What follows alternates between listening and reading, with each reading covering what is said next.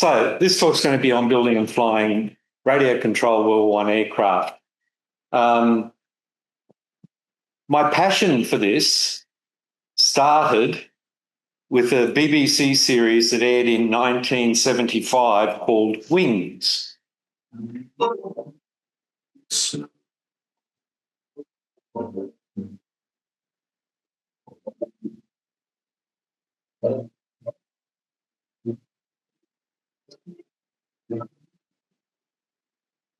Now, you would have recognised the music. That aircraft that we saw then was actually a model. It was a very small radio control model, only being 1/8 scale. Most of the aircraft that I'll be talking about are a quarter scale or larger. So we're talking of aircraft with a wingspan about the length of this table. Gives you an idea of the size. Right, there are many different types of RC aircraft. The first and easiest one, if you're learning to fly, is what's called a bind and fly. So this will have its own receiver, everything you need to fly with. Some of them even come with a transmitter, and you just bind the transmitter to the receiver and away you go. So everything's pre-assembled and it's ready to fly. They're usually made of an EPO foam, which is a very dense and hard foam, usually electric powered, and it entails assembly rather than actual building. They fly very well and they can look very good too. Those two aircraft you see there have about a wingspan of about 900 millimetres, between 900 and 1200, and that you'll see there is the SE5 and the Albatross, made by a company called Flyzone. Both fly with a lithium polymer battery, and I can get easily 6 minutes flight on one battery flying those around. They fly very well and surprisingly handle the weather quite well for how light they are. And they also fly very realistically. With a lot of these aircraft, I've spoken to pilots who have flown the full size, and the sorts of issues that they have and the peculiarities of the aircraft are quite similar to the ones that I've been flying as radio control models. Then you get something called an almost ready to fly.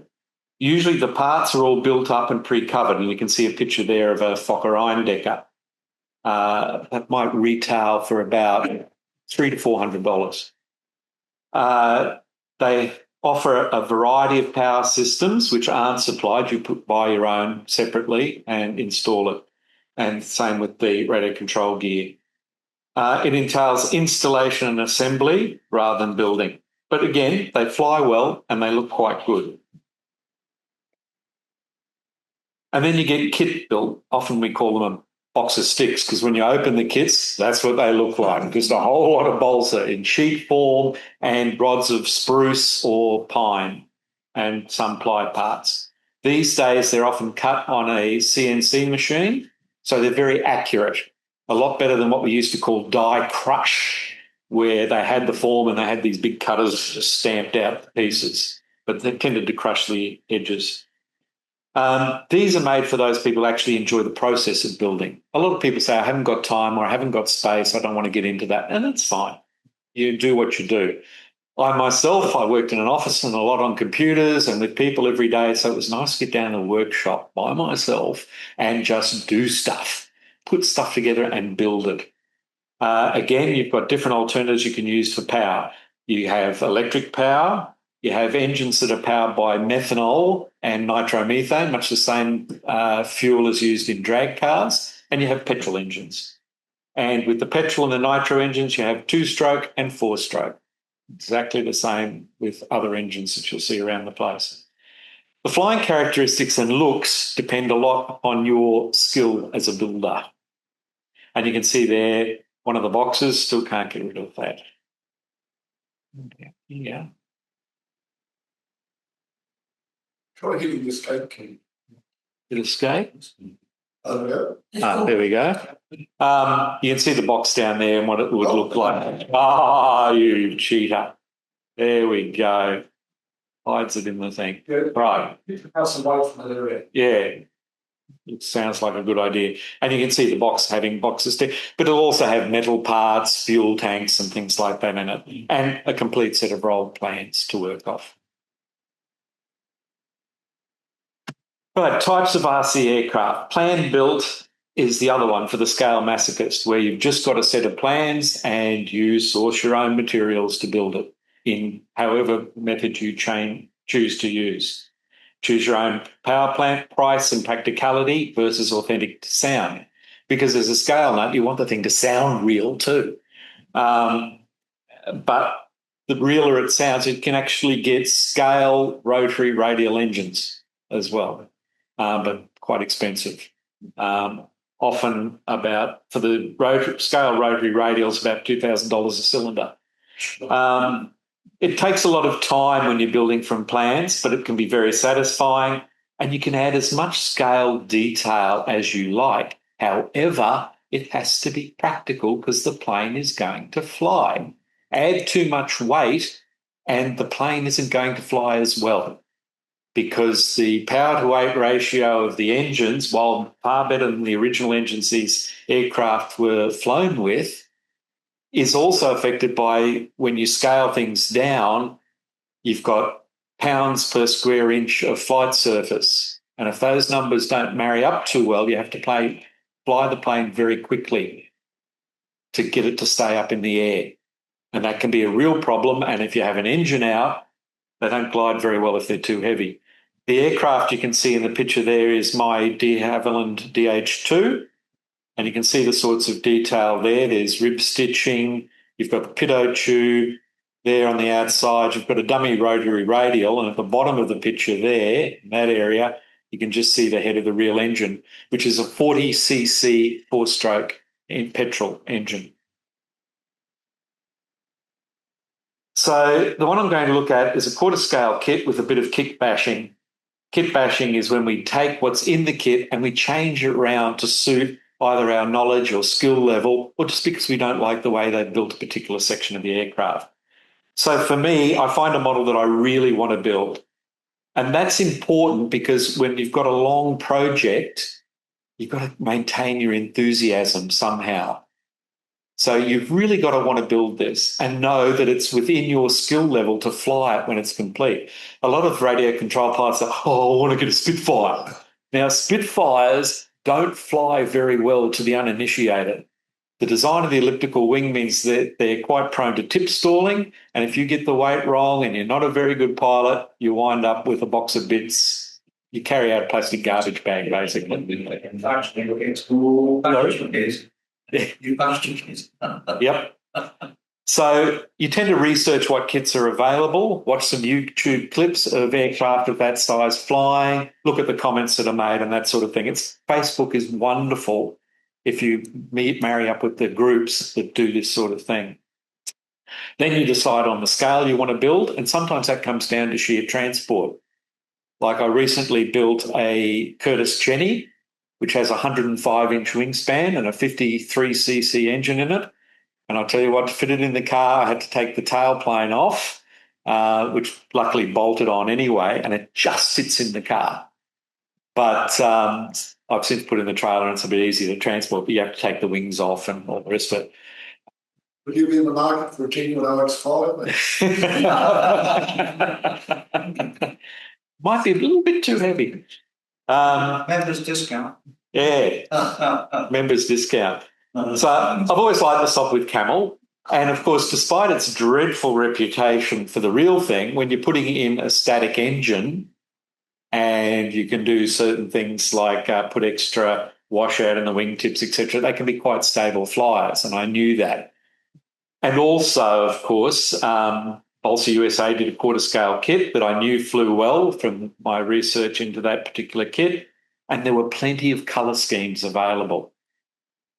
Now, I always like to do an aircraft with an Australian connection, and as I'm currently writing a book about Captain R.A. Little and have plenty of info on the aircraft he flew, I chose an aircraft that he scored a victory with, and you can see a picture of the colour scheme I've chosen there at the bottom. Now, there's some poetic license there. I thought it more than likely he would have blimp on it because he had blimp 1 and 2 with his triplane, so I thought he's probably going to put blimp. For those who don't know, blimp, spelt that way, was what he called his baby son because he was a real chubby little baby. So he called him Blimp and he named his aircraft accordingly. Heaven knows how the son felt about that as he grew up.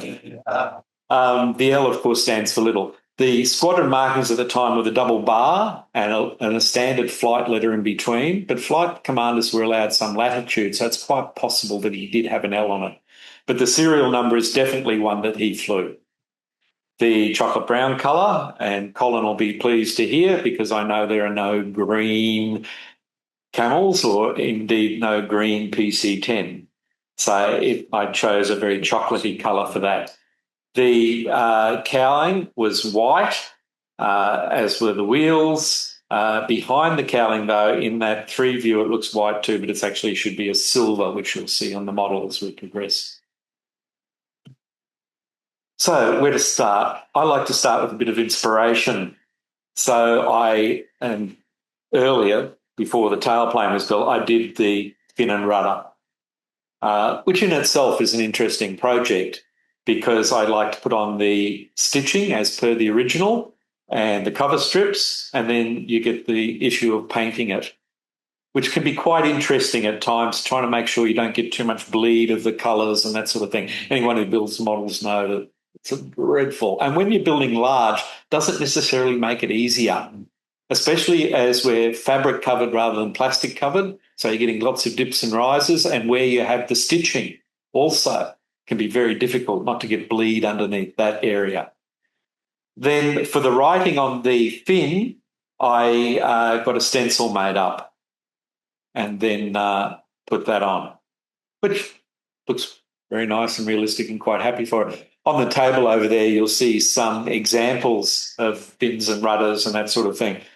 The 2 smaller ones are from aircraft that have gone to pilot heaven. But like an RFC mess, I keep the fin and rudder up on the wall of my workshop just to remind me of the fun times I had before I had not so much fun times. So then on to the fuselage, and you can see some idea of the construction methods there. Built with sticks of spruce for the longerons, which of course take the most stress, and you can have balsa side pieces and some of the supporting structure. You can get away with that because it's light. Weight for strength, balsa is actually stronger than aluminium. It used to be a condition of the Qantas 747s that between the aluminium flooring were planks of balsa to keep it solid because they were supposed to be able to carry our tank force around in wartime. So balsa is actually very strong. A lot of it these days gets used in the blades of the wind generators. Terrible waste of balsa. Balsa is very hard to grow. You can't grow it as a plantation timber. It grows between other trees. So it's not all that easy to produce commercially and quite expensive to buy now. The brown section here on the Camel is plywood. Stained a bit darker than it came. The white cowling, in this case, I haven't got a metal cowling, that's a fiberglass cowling. So it's up to the individual how you build the aircraft, what you do first. Some people like to start on the wings. I prefer to start on the fuselage and the undercarriage, which is always a nightmare. There's nothing worse than a biplane sitting on the ground, a shocking angle on it. And so you've got to get that just right. Adrian, how do you make the fiberglass cowling? Well, this kit came with a plastic cowling, and I used that to make a mould and then laid in the fiberglass, etc., released it from the mould and put it on the aircraft. The metal section here is actually done with lithoplate, which used to be much easier to procure because printers use lithoplate. But now printers don't use lithoplate so much, so it's harder to procure. But it's great for things like metal hatches, etc., because it's actually metal. And you attach it to the aircraft with a contact adhesive or sometimes with super glues. You can see there the wing structure. The wing ribs are about 1/8 thick balsa. And over the top of that, you put a capping strip of about 3/16. The capping strip not only makes the rib look thicker and yet maintain the lightness of the airframe, but it also gives the fabric something more to adhere to. And I'll talk a bit more about the fabric later. The struts are made of pine. You'll see there's a metal connecting rod between the lower aileron and the top aileron because this aircraft only has two servo motors, one for each side, the port side, and one for the starboard side. And they drive the bottom aileron, and that connecting rod then proportionally drives the top aileron. That tube here is to run the wires from the servo into the fuselage where the receiver is located. So you want to be able to take that out if something goes wrong with the servo or you need to replace it for whatever reason. So we run a tube down and that way we can drop the wires down and fix it.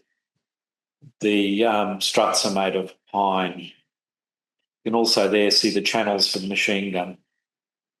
You say the struts are made of pine. I'm just curious. Would bamboo be an alternative or stick?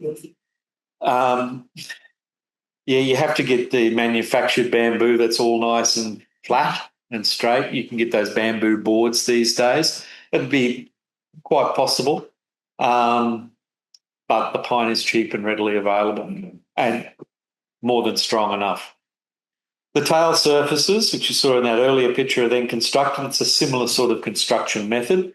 You can see the wire bracing for the tailplane, just like in the real one. You need that because these aircraft are going to be forced to go through similar manoeuvres to the real ones. And so it has to be built strong because the last thing you need is half your tail surface flying away in the breeze, as I have seen happen on some models. Then you marry the two together and start to assemble it. That's a shot of my workshop and workbench. I'm very lucky to have a big space under the house. And you can see there the cowling empty at this stage. The engine hasn't been mounted, but the rigging wires are in place. And just like in the real aircraft, you have flying wires and you have landing wires. Because we're using cable rather than RAF section wires as the real ones use, and we're only using single wires rather than double wires, for the flying wires, we tend to make it a heavier gauge cable because you need more strength on your flying wires, obviously, than you do on your landing wires. Flying wires are the things that stop it from clapping hands. Landing wires are the things that stop the wings from drooping to the ground. There also has to be suspension in the undercarriage, of course, because that can take a fair pounding. This particular aircraft came out at about 7.5 kilos. And the ground you can't scale down.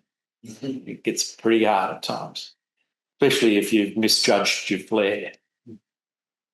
So I've seen in many books pictures of aircraft sitting in there like that, basically, the basic bare framework on the ground. So I took this down to the flying field and took some pictures. But I think looks quite impressive. And if you get low enough down, they look very real too. And it gives you a good idea of how it works. You can see the prop turning there. That was just on the wind. It was a very windy day when I took the thing down. But it looks very effective to see it turning around like that. We're very blessed. This flying field's only about 5 minutes away from where I live, so I'm very lucky. It's very easy for me to take these things down. Now, some of the fun stuff. Instrument panels. Everyone always looks in the cockpit. It doesn't matter how brilliant the plane looks from a distance, they want to go and have a look in the cockpit. So the panel becomes a very important thing. Now, some people go to an enormous amount of effort. Some people even have working instruments whereby the needles move and all the rest of it. I decided to cheat on this one. I found on the net a very good high-resolution photo, which I printed on a very good laser printer and then stuck to a bit of plywood and then coated it in a high gloss, and you can see the effect is very good. Looks very much like the real thing, and that I've gone to a lot more trouble than I actually did. I did add the little maker's plate there, which I just printed out on a bit of... You can buy in A4 paper size transfer paper. And so you just cut it out. I have to spray clear over it, otherwise the ink runs. And then once that's dry, put it in, cut it out, stick it on, works great. And you can see the machine guns there. Those ones are 3D printed, so they're plastic, Vickers guns. You can probably see there in that section a couple of switches. It's about where the magneto switches would have been, but they're the actual switches that power up the aircraft for me. So it's a good way to disguise it. They're a bit oversized, of course, for the magneto switches, but and like the RE8, if one fails, you might affect us. You can't have that. Adrian, do gas patching instruments and that's suitable for that scale? No, but I have seen STL files, so I couldn't 3D print them. Yeah, you can get things, and you can get little brass bezels and all that sort of thing to put it together. Pilot and guns. The pilot also is a 3D print. A lot of that comes down to how well you can paint. You'll see a couple of heads over there and a body of a smaller pilot. And it's always interesting when you start putting these things together to do shots like this last one here and see the pilot's head framed by the machine guns. It gives you a bit more idea of how it must have been, and also the machine guns reaching out of the cockpit. And on that photo, on the previous one, I think, on the previous one you can see the leather padding on the butts of the machine gun, and you can't, which of course they all had, because if you hit your head on that on a crash, kill yourself. Adrian, I've not with 3D, but just with illustrations, I've tried posting in pilots and observers. And of course, in real flight, they're all smouthed up with every possible. You can basically, in real life, just see their goggles and a scarf and Yeah. And it's the same with the two heads over there. You can see they're really bound up and you don't see much. And it's always nice to have their goggles sitting up on their forehead and all the cordite stains around the outside of it with these wide eyes staring at you. That's called a raccoon. Yeah. And it's a really good indication of what it's like. The Rotherham pump was an interesting thing to do too. And I thought, how am I going to construct this? Because it's quite difficult to get a detailed thing. Now, I managed to find a 3D print file of the body of it. And for the propeller, it's very difficult to use wood because they're turning at such a huge rate. You want them to be able to turn, but because of the airflow going over it, they tend to wear out the pin and the hole in the prop. And so you lose them all the time. But I managed to find a small plastic prop from a very small radio control aircraft and cut it down. And that's it. That's still there at this stage. It's hanging on quite well. And I've had quite a few flights with that now.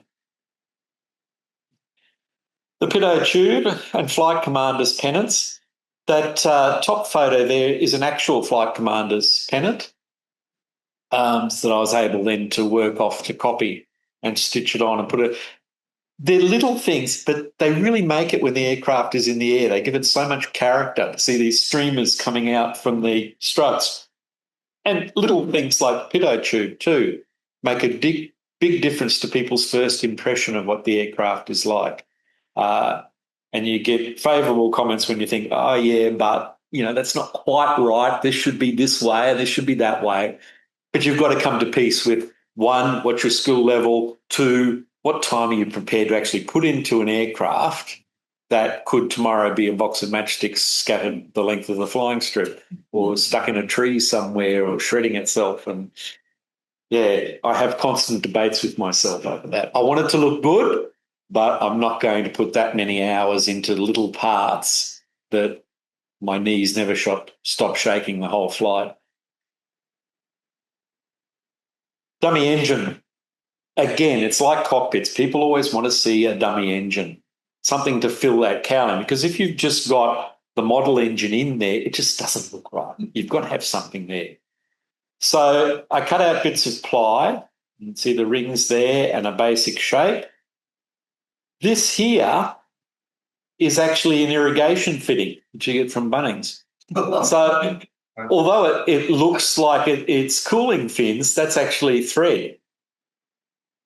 But again, you've got to keep it light, and you've only got certain space between the engine itself and the cowling. So I cut them in half. I glue them to this framework here, put on a rod, build up the rest of the centre, paint it all black, and that's the final effect. So it looks like a rotary engine. And especially as you can't really see, I often will paint the inside of the engine well silver or something like that, just makes the things stand out a bit more. Okay, with the irrigation trim, you always have to get the right spec, size. Pretty well. And you can cut them down and you can manipulate them in various places. Like some of them I've found haven't been long enough, and I've been able to put a bit of timber inside and glue another one on top of it so that you'll get thread at both ends, but plain in the middle. A lot of people make the cylinders far too thick. A rotary engine, as those that have seen our Peugeot will note, they're actually quite thin cylinders. The rotaries, of course, were used because they kept the weight in a very small space. Also, it was a great way of cooling. You didn't have to carry heavy radiators, etc., etc. One problem they found with the early ones, though, was they were distorting because the leading edge was cooling quicker than the trailing edge. And that was solved by putting sleeves in to the engines. So this is the real engine that I used. I used a 3-cylinder radial engine in this, and we have. So the sound's not too bad. That's on idle, and it ticks over quite nicely. That's in the workshop, but when it's out in the field, the sound is a bit more like farting underwater, if I'm off the pole. So that's on a mid-range, and that's full speed.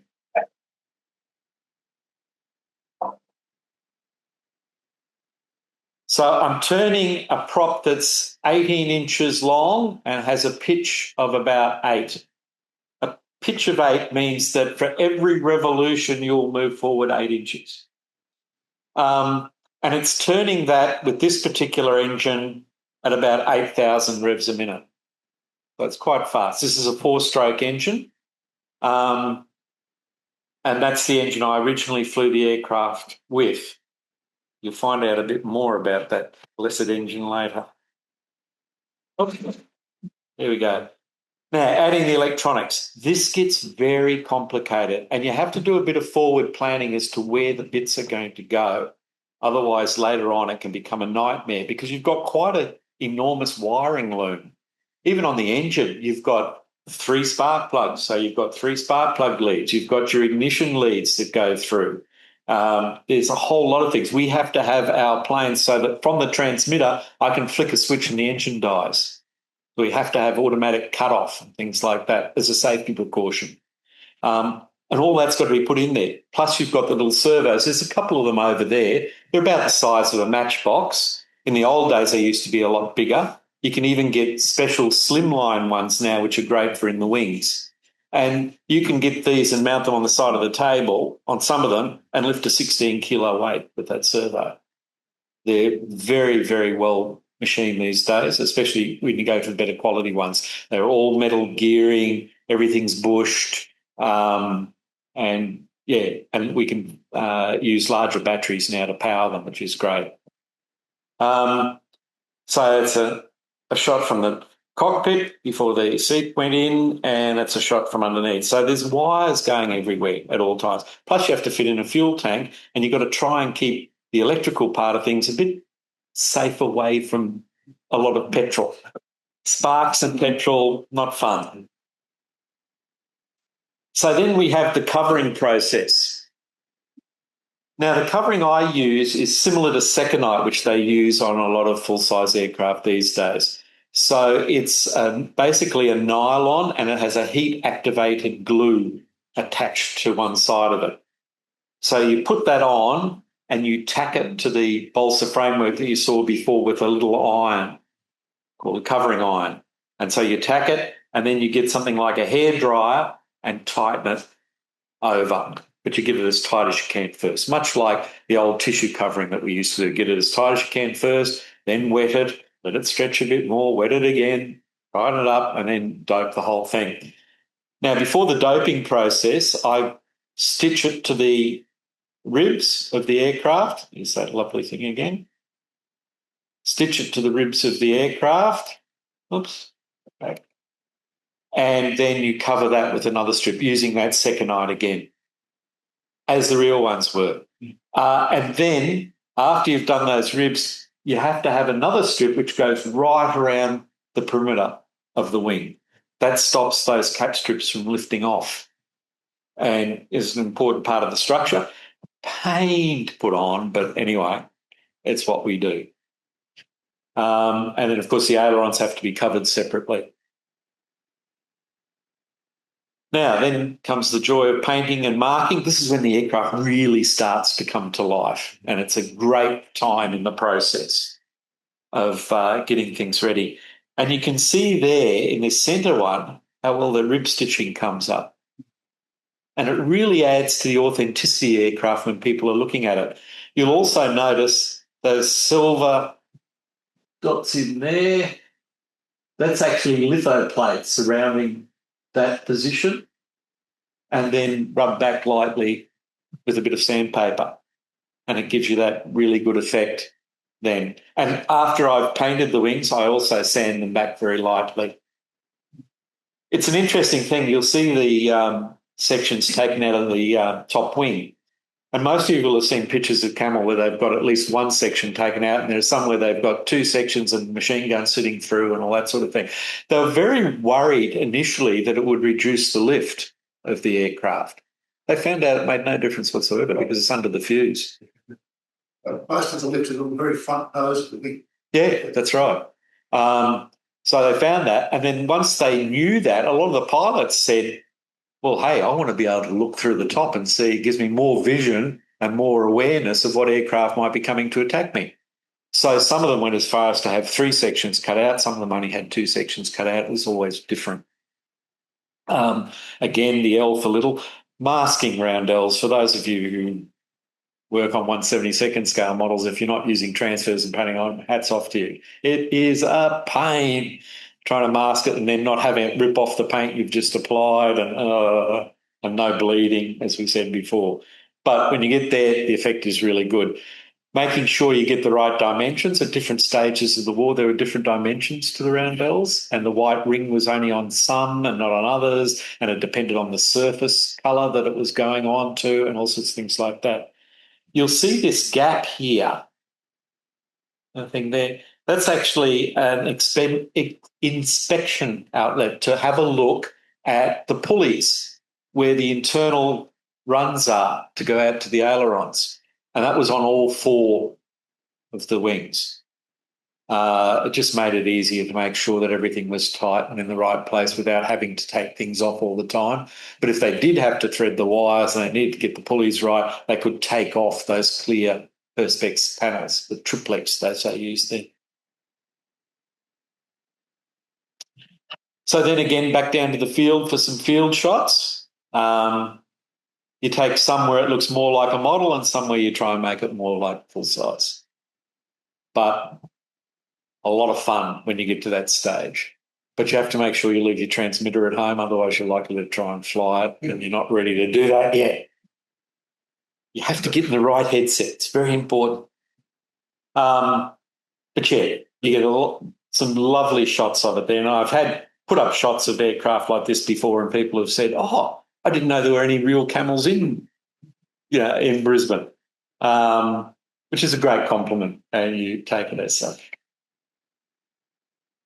So then comes the time, your heart goes into your mouth and your knees shake like crazy, and you have to go and have a nervous pee, and then you come down and it's time to fly it. Now, with radio control aircraft of this size, anything over 7 kilos, your very first flight has to be with a certifier. You have to have someone who's certified to be able to certify models over 7 kilos as safe to fly. We all have to be insured, our club, and that's a large part of our club fees. We're covered for about 5 million personal liability, etc. Because you can imagine an aircraft this size of over 7 kilos hitting somebody or hitting a car in the car park or whatever, huge disaster. We've been very lucky in Australia. We haven't had that many incidences, though one person was hit by his own model. It was clever. And a couple of cars have been taken out in car parks and things like that. Most unfortunate. No one does it deliberately, believe me. So you spent 12 months and you're nervous and you're ready to go. And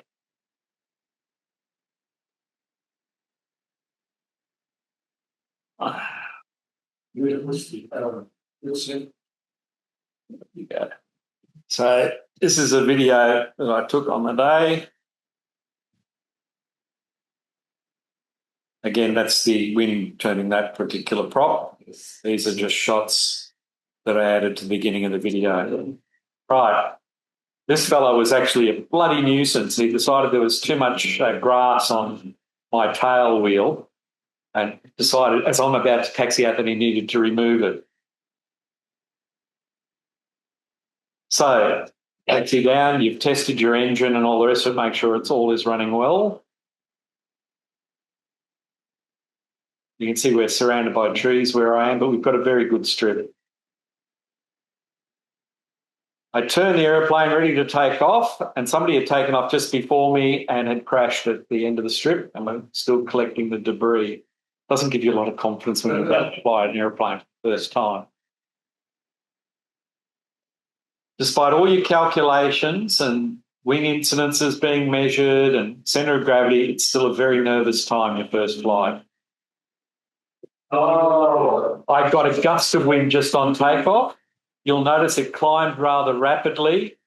It wasn't so much a centre of gravity problem. It was that I needed a bit more down thrust on the engine, which of course I can't do anything about it when it's in the air, and a little bit of down thrust on the, a little bit of down on the elevators. But you can trim your controls. So I was at least able to put the down on the elevators. The person who was videoing for me lost the aircraft a few times.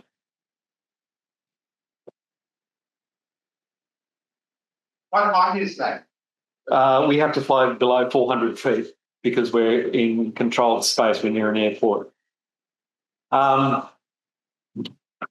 interesting thing too is when you're doing your first flight, you don't tend to see the airplane. You're guiding a blob around the sky, you're that nervous. It's not until about your third and fourth flight that you begin to see it from different angles and really enjoy flying with it. So during our certification flight, we have to prove that the aircraft can fly right and can fly left, can safely take off and safely land, and any other manoeuvres you might perform, so a loop or a roll or something like that, we will do. And then it's time to come in for your landing.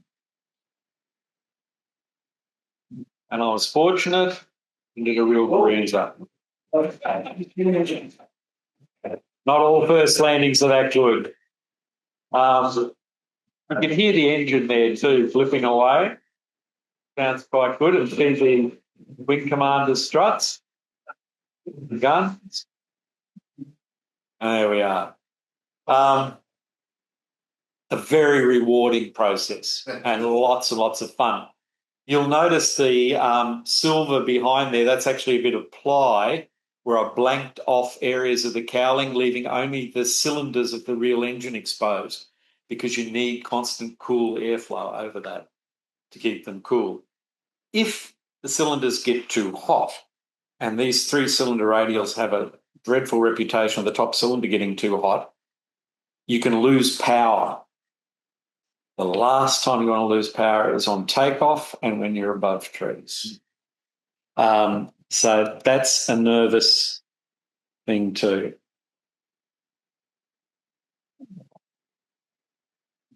Next.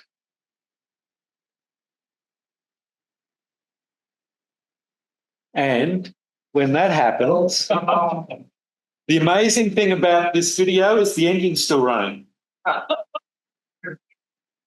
It's in the tree. No, trim the prop. I lost half an inch off each end of the prop between those branches. And that was through the top cylinder failing and me just losing power. And luckily it settled just fairly nicely in the top of the tree. This was on about the fourth flight I had with it, and I was able to get a tree climber in who put a rope around it and lowered it to the ground for me. Very, very little damage. I was extremely lucky, and I've since re-engined it with a 35cc Czechoslovakia Czech motor, called a roto motor, 35cc petrol, flies much better, more power. But yeah, that can be very nerve-wracking. I thought I'd show you a few others too. This is my de Havilland DH2 quarter scale. Although it's small, there's 40 metres of rigging wire in that.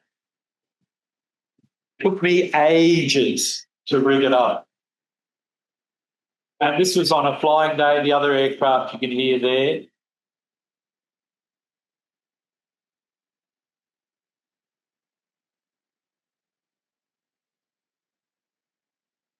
Where do you use this really well? Stainless steel. Sorry? Steel wire you use. Stainless steel, yeah. Multi-strand stainless steel wire. So it's 1 millimetre thick and there are 19 strands.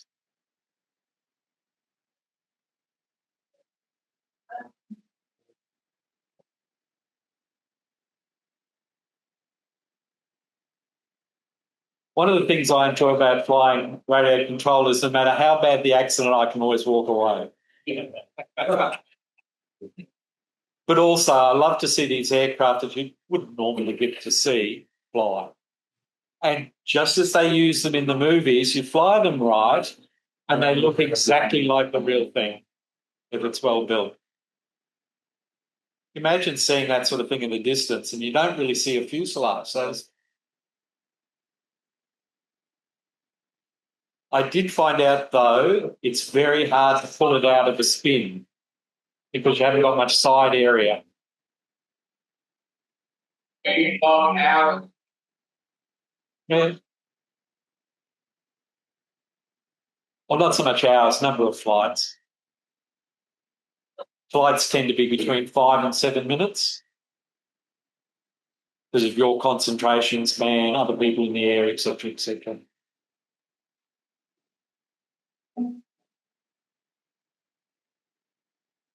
This is on a good day. Beautiful blue sky.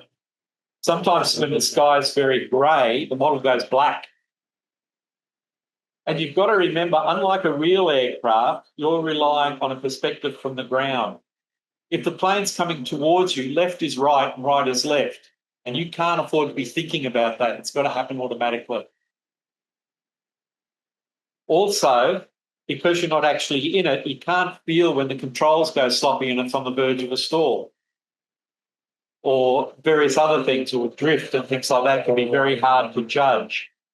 And if you've got other planes flying that, say, big World War II fighters or bombers or jets, people have real jet turbine engines as well, it can be very difficult because you can't get out of their way as quickly as they can get into your way. And you put camera on. I'll show you later a flight in a real B2C, the one in England that used to be in series wings, where that is one of the cameras that I've got on them. And I just Velcroed it to the wing, pointing in towards us. And it's amazing the footage you can get. And I have put it on the models as well, of course, and done that. I think we're about to come in for a landing.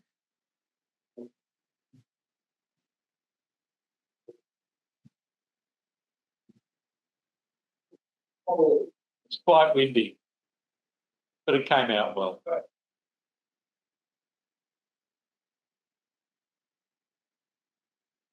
It's always a nice feeling when you get that rumble of the wheels when they land.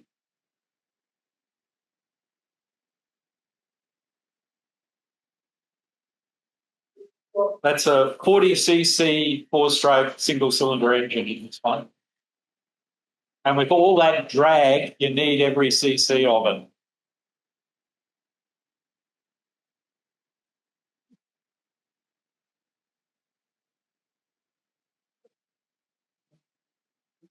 This is my latest one, the Jenny. This was a very hair-raising first takeoff. The CFG wasn't right. And you can imagine what that does to you the first time you're flying it. Luckily, this engine, the 53cc engine, has heaps of power, so I was able to pull out of the problem. But this one was tail heavy. And you're juggling it the whole time. You're trying to trim in, down elevator, you slow it down to drop the nose a bit. It can be very difficult. But by the end of this first flight, I had it flying hands off. So I could actually take my hands from the stick and it would fly straight and level into the wind.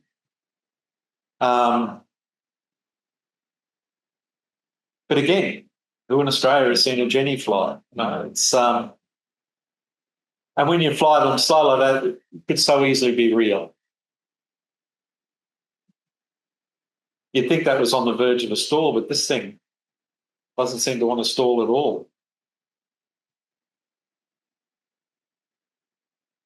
I find I can fly it quite slow, and if it does get onto a stall, it doesn't tend to drop a wing, which is very comforting. It just tends to mush over. Well, I think the real key was the good aircraft. Yeah, it was. That's why they used them a lot in barnstorming and things like that. I don't know if you ever saw the movie The Great Waldo Pepper, but they're very much like that.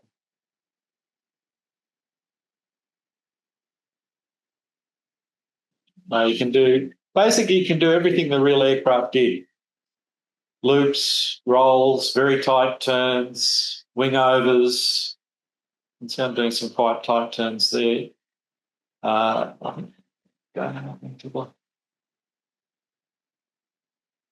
you see people stalled? They can stall.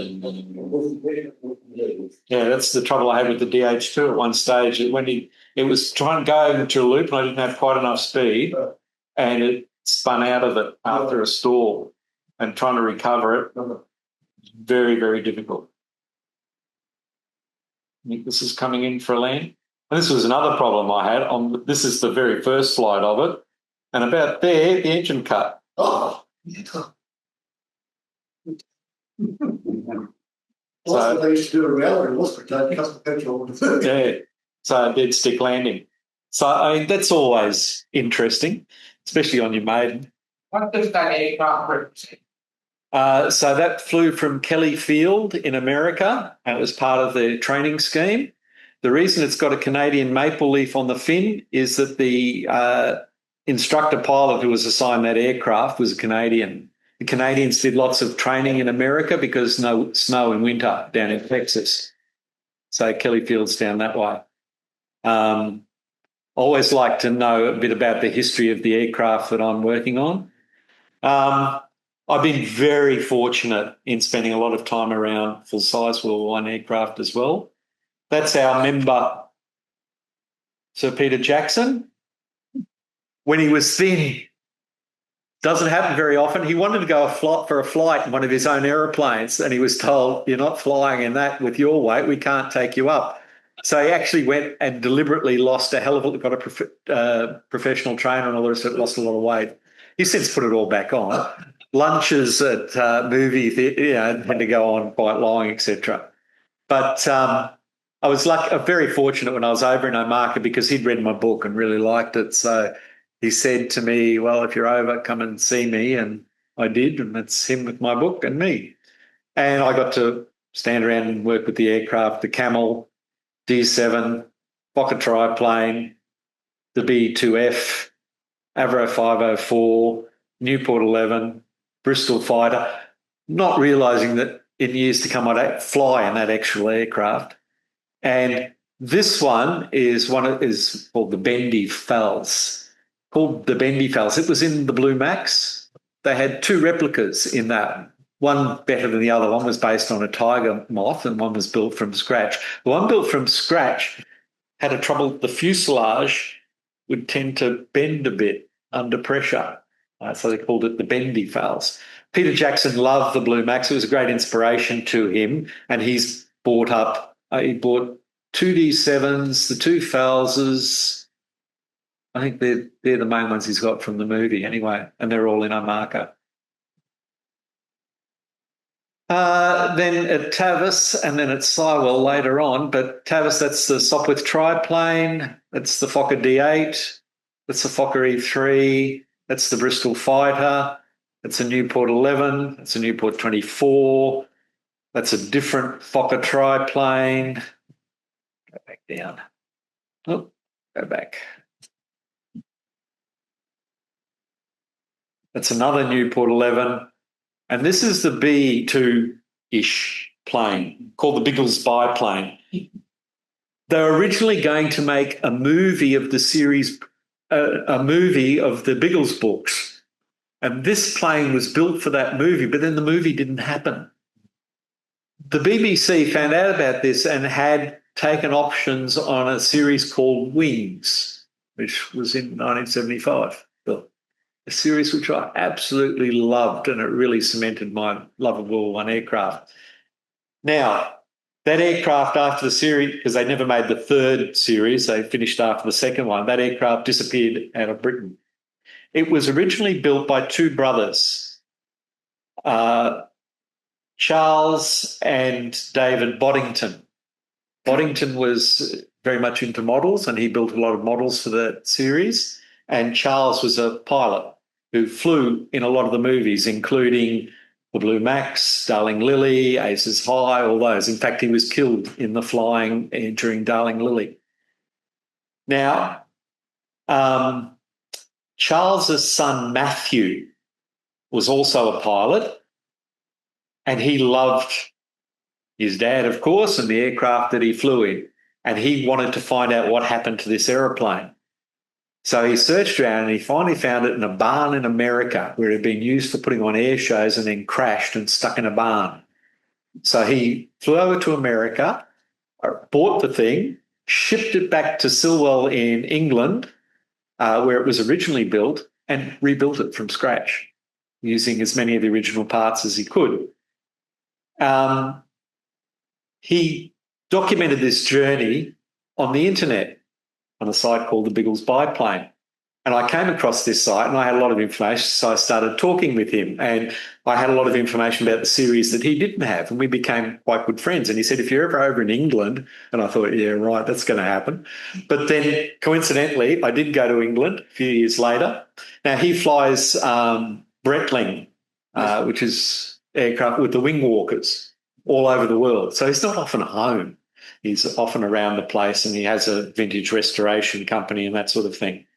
But he happened to be home and he said, oh, come on down. So I went down.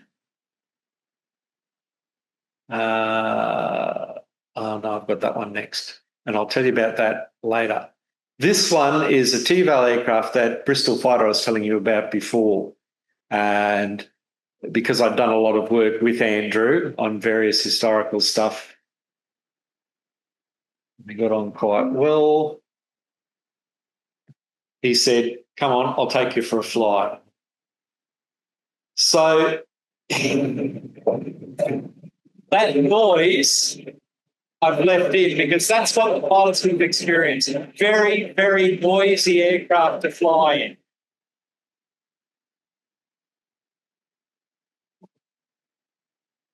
You can see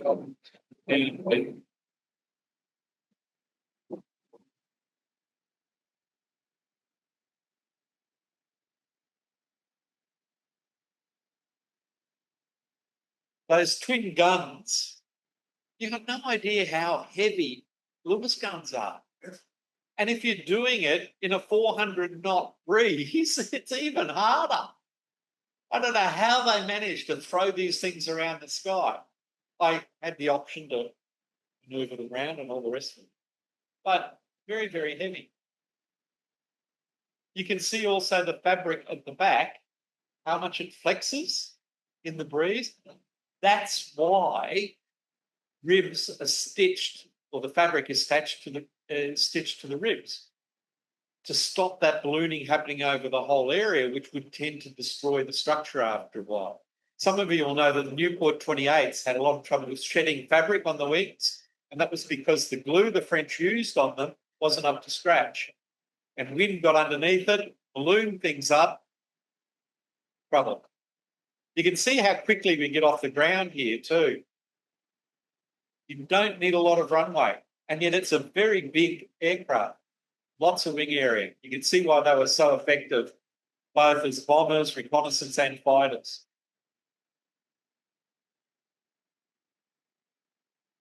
I might add that flying backwards is a lot of fun.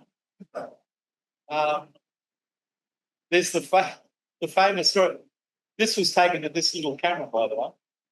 There's a famous story of a guy went up for a flight in a modern fighter, and he said, "Is there anything I should do beforehand, as far as food is concerned? Anything that's better to eat than anything else?" And the pilot looked at him and said, "Oh, eat a banana." He said, "Oh, that'll help settle my stomach." He said, "No, but they taste the same going up as they did going down."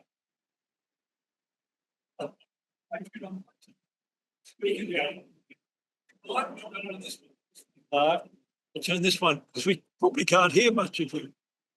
Oh, no. That's it. Turn it down there a bit more.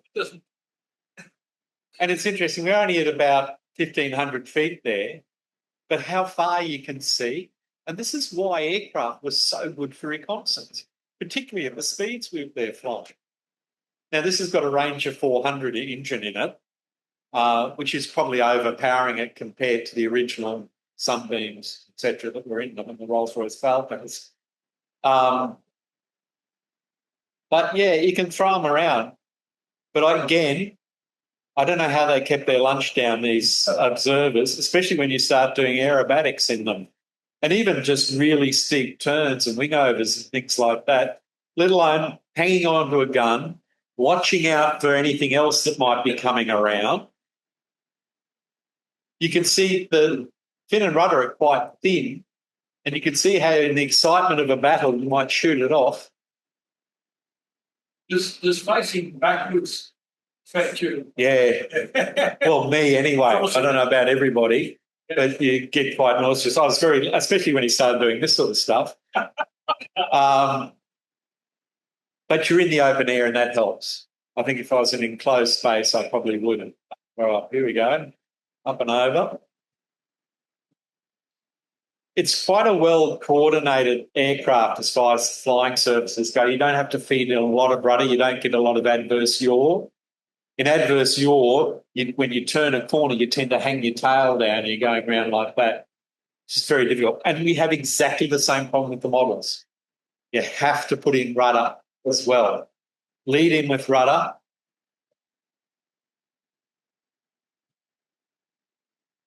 Whereas the Fokker-Eindecker with the rotary radial, you basically hardly touch the ailerons. You flew most of the time on rudder. And the hard thing with the Fokker-Eindecker is that as far as pitch is concerned, it's extremely sensitive. You can breathe on the control stick. But as far as yaw is concerned, because it's all mechanical. And you're having to fight that whole wing and pull it over. It's just very difficult. Andrew's a great pilot. It's very smooth landing.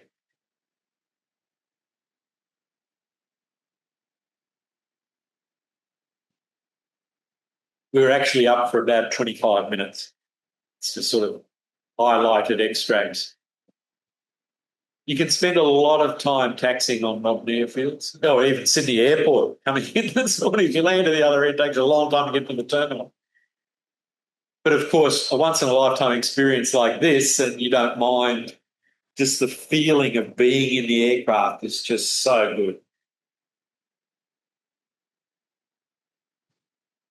But it's interesting, after all that noise too, when you get back, and when he finally switches off, that silence just settles.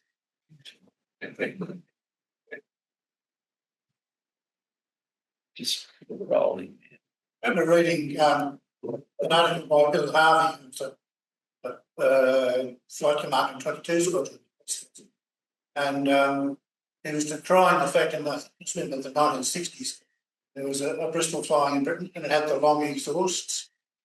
And he said, he was most upset by these pansy long exhausts. Real men flew Bristols with short exhausts. So what if it made a go noise? The worst part was climbing out over those hot exhausts. I can't imagine, but more people didn't burn themselves on the things. Same with the SE5, of course. You hear people did burn. Yeah. Also, if you had a manifold leak, you could gas yourself. Yep. And of course, if you're flying at night, those flames coming back were quite disconcerting, especially in a fabric-covered aircraft. A long time ago, I met a former SPAD pilot. He was Australian from the ARC, and he said one of the things that marked out a SPAD pilot was burnt gauntlets, because in the hole you had the exhaust there, and you could warm up your hand and switch to the other one.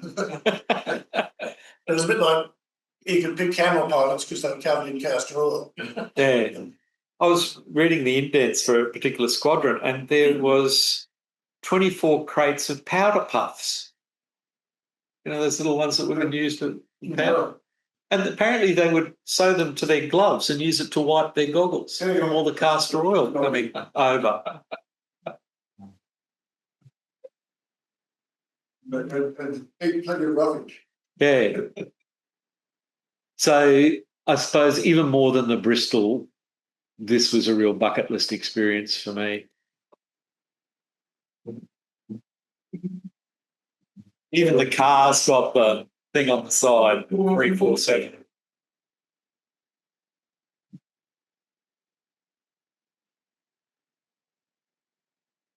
That's Matthew checking out the engine.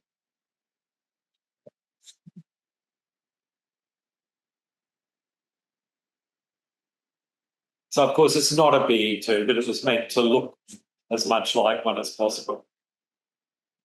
It's got a gypsy engine in it, but turned upright. Yeah, open cockpit aeroplanes, quite noisy. You're getting the, that's coming from this little camera, which is fixed to the wingtip. And, of course, as the fabric balloons, it moves a bit. This is from my handheld camera. It's part of it. You see the beautiful polished wood? Yeah. And it's nice to emulate that. And the real ones were too. They had to keep them as smooth as possible with better airflow.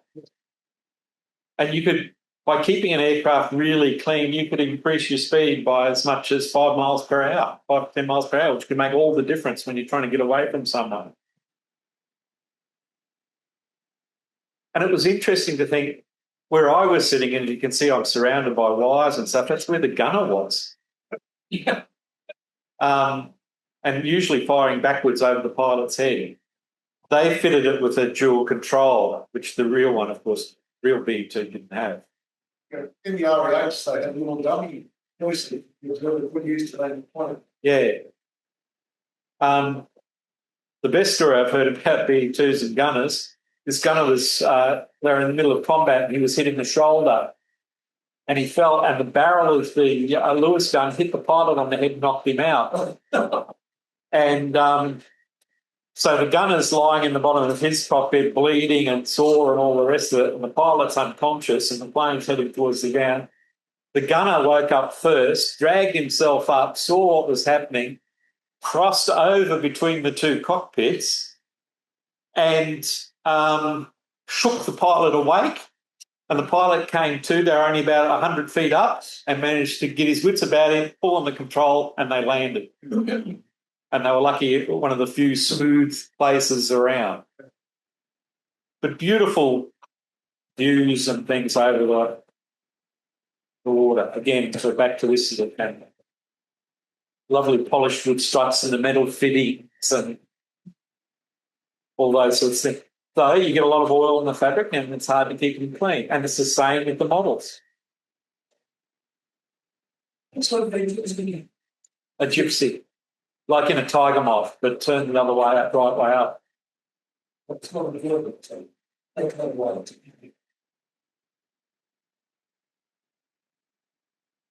And of course, he's not using RAF wires either, he's using cable. much easier to maintain and to source. RAF-wise, if you don't know, aerofoil shape. And a lot less drag. Cables actually give you a lot of drag. You wouldn't think so considering the size of them, but they do. He's coming back into Silwell. And it was lovely just to think, well, this is the area that a lot of the pilots in training would have flown over in these sorts of aircraft.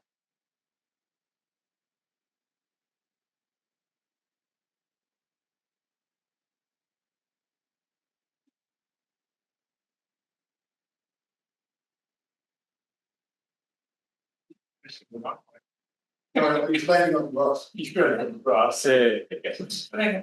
Actually, so they're landing across wind with this to keep on runway. Because in the old days, just go straight into the wind, which was much better.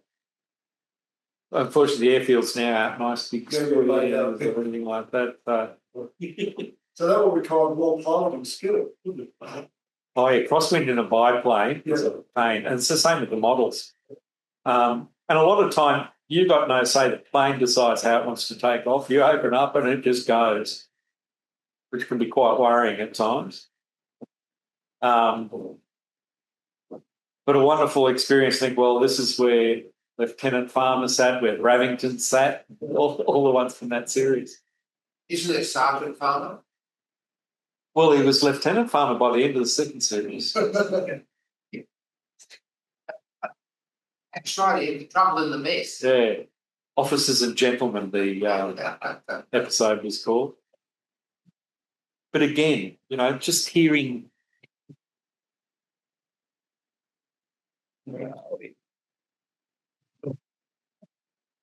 You still got that noise.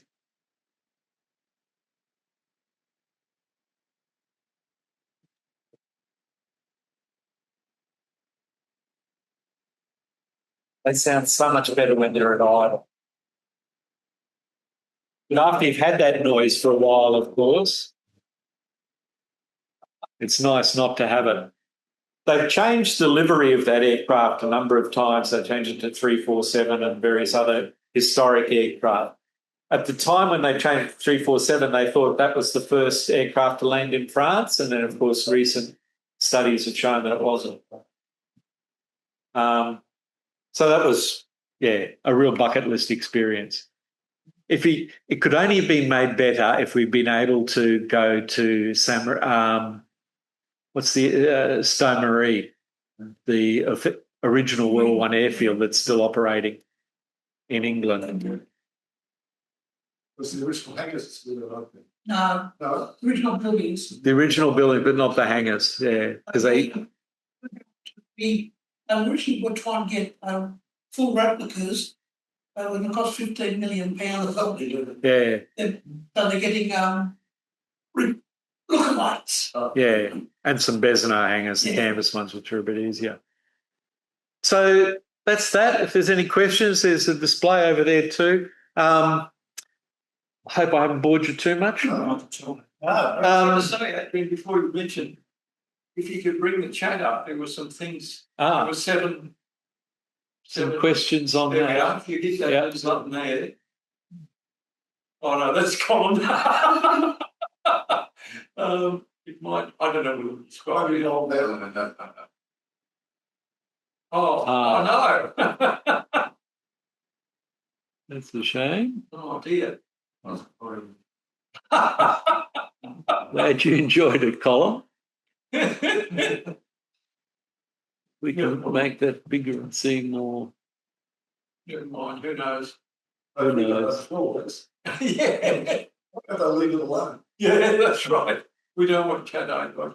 Don't worry about that. All right. Can you see the questions on that? I don't know. Yeah.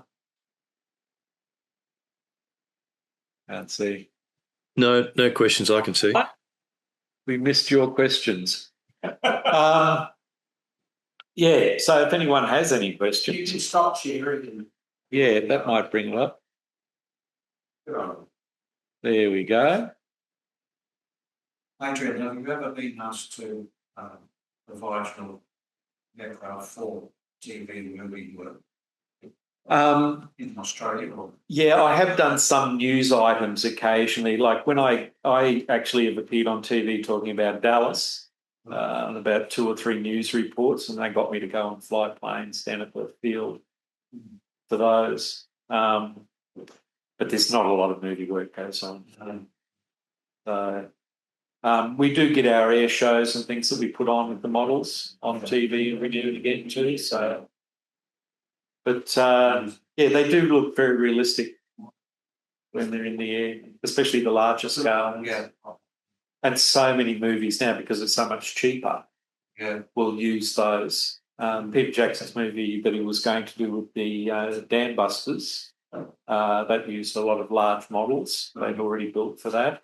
That movie Dunkirk that they made used a lot of large models. Shout out the script. Yeah. But, as I was saying, there's quite a few things over there to see. That German fabric up there I had specially done with a screen printer here, because a lot of modelers will just paint stuff on, and that's not how it was done. So we try and make things as authentic as possible, but just to at least capture the period. Thank you very much. That's My pleasure.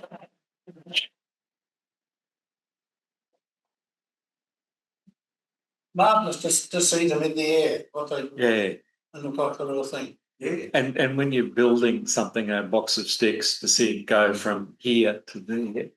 Yeah. So, a Zeppelin Stark and R6 your next. No, my next, I'm going to build the Eindecker, a quarter-scale model of an Eindecker that was used in wings. It still exists, and Matthew's been over and taken some photos of it for me, so I'll do it in that colour scheme. It has ailerons, not wing warping, so I can still build at scale, but a lot easier to fly. Yeah. What is the largest scale of remote control aircraft you have seen? Is it like 1/2 scale? Or? 1-to-1. I was going to say 1-to-1. Tell me what you mean by that. That's So full-size aircraft being flown as a radio-controlled aircraft. Someone at the moment I know is doing a Ford Flivver, which is quite a small aeroplane, but still 1-to-1 scale. So another person's done a Booker Jungmeister in 1-to-1 scale. Of course, one of the first radio-controlled aircraft used was a Tiger Moth, radio-controlled Tiger Moth. It was called the Queen Bee Project that the Brits did during the war. They got up to Forward box for the weeks. Yep. And Preston Kennedy's brother was killed seated in one. Yeah. I don't know whether he was physically flying it or somebody else was flying it. Yeah, it's quite amazing. You need to use bureaucrat fox nets at the moment, putting bombs in the front. Yeah, good. They're nice, quick disposable aircraft. Flying a Canberra bomber radio control. Yeah. Yeah. It's amazing what they can do. I mean, in the Second World War, the Heinkel Grief, the 177, which had the radio-controlled bombs that they would fly, the radio gear filled most of the fuselage. Yes. Now, the receiver's not much bigger than that, and I hold the box in my hands, and it's quite light. The original autopilot, wasn't that developed from a remote control system in the 30s? No, the original autopilot goes back to the First World War, the Kettering bug, and it was clockwork timing, things like that. So the wings, it was sort of like an aerial torpedo it was designed to be, and they would say you fly this long, and they'd wind it up so it would fly this far, and then after this amount of time, this one would be wound down and it'd kick the rudder so you'd turn. It's first cruise missile, basically. And then when it reached the target area, clicked another one and the wings collapsed. The thing just plummeted to the ground. Kettering bug, look it up. It's very interesting, actually. These early cruise missiles developed as early as the First World War. I know during the Gulf War, that they had the American Tomahawks were coming down the main streets in Baghdad and turning at the traffic lights. Because the people programming found it easier to use the street map to program where to fly. Yeah. I don't know what they would have done if the light was red. Well, and then into the door of the Chinese embassy. Oh, I'm sorry. Amazing what they can do. There's no doubt about it. Adrian, online? Between RC aircraft and Yeah, the control of them and in the early days when I first started flying RC aircraft, you had a channel, just like Channel 7, Channel 9, Channel 8, all on different frequencies. And if someone switched on your frequency, the confusion would cause the aircraft to crash. Now we have another system in 2.4 gigahertz, and if it detects something on the same frequency, it'll switch frequencies within a nanosecond. So we can fly as many aircraft we like in the air and they'll never interfere with each other. It used to be a nightmare organising an air show if you wanted to get particular aircraft up together to make sure you had the right channels to get them, like if you want to put on a warbird display, that you didn't have any similar frequencies. But now it's very easy. You just say, oh, I want this one, this one, this one, and off you go. Yes, Mark. Oh, sorry, thank you. Adrian, I saw that you used... just need to turn you up a bit, Mark. Thank you. I saw you used quarter scale. That's your preferred scale? It's much easier to transport for me. I do have a trailer, but quarter scale is probably my preferred. It's about as large as I want to go, though I'm currently building a new port, which is 1/3 scale. And what about smaller scales? Do they fly similarly or they get buffeted more? They do get buffeted a lot more because they tend to be a lot lighter. I have a 1/6 scale SE5A and a Albatross and actually a Mustang, terrible betrayal, but anyway, that I also fly around, and they fly quite well. And being electric, they're very easy to just throw in the back of the car and fly and take away again. Because it can be quite a bit of preparation. With my BE2 that I've got, it takes me about half an hour, 40 minutes to put it together when I get to the field. And, of course, on top of that, we have to then fuel them. We have to do a reduced range test. So basically we do a range test. We flick it to a certain mode where it's not transmitting as powerfully. You walk 30 paces away from it and make sure all the controls still operate. And that means if you put it back onto full range, you've got about 1 kilometre. Mm. So you've got to do all those sorts of things before you fly as well. with what authority does the certifier act? Right. So the certifiers are qualified by the MAAA, which is the Model Aeronautical Association of Australia, which is under the FAI, the Fédération Aéronautique Internationale.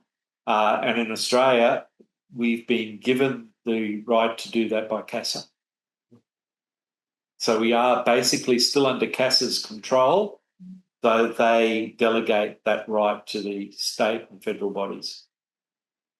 What are those state and federal bodies? So you've got the MAAQ, which is the Model Aeronautical Association of Queensland, New South Wales, Victoria, and then the national body of AAA, who do most of the talking with CASA. CASA's been a real pain, though. They won't let us deal with the same person every time because they say, well, you might develop a relationship and then they might approve things that they shouldn't be approving. No, they actually know what they're talking about. I mean, as I was telling Paul, when Andrew Carter had been flying the D8 with 160 horsepower Gnome in it at an air show, and when he landed, the CASA representative who was at the air show came to him and told, why didn't you land earlier? And he said, what do you mean? Well, that engine's obviously having problems. It was going on song and off song and on song and off song. Why didn't you land straight away? And I said, well, I was blipping. What do you mean blipping it? Well, I was deliberately. You were deliberately doing that. Oh, I can't have that. And I said, no, don't lose it. Let me just explain. And he walked over and he grabbed the prop to show the cylinders rotating. And then I said, step away from that aircraft. I don't want anyone near it. That engine's obviously loose. It could fall out. No idea. No. And then making... Yeah. And then when they were trying to get the D8 certified, CASA said, how many seats? And he said, it's a single-seat fighter. Yeah. But how many seats? Oh, Well, one, it's a single seat fighter. But how many people do you carry? One, it's a single seat fighter. And what the Casa guy apparently had in his mind were these Mustangs have been converted to two seats and they have passengers. But no thought of actually trying to work out what was actually the case. Not a clue and just making things difficult. But yes, we're going to have to finish up, unfortunately. But thank you all for your attention and glad I could be.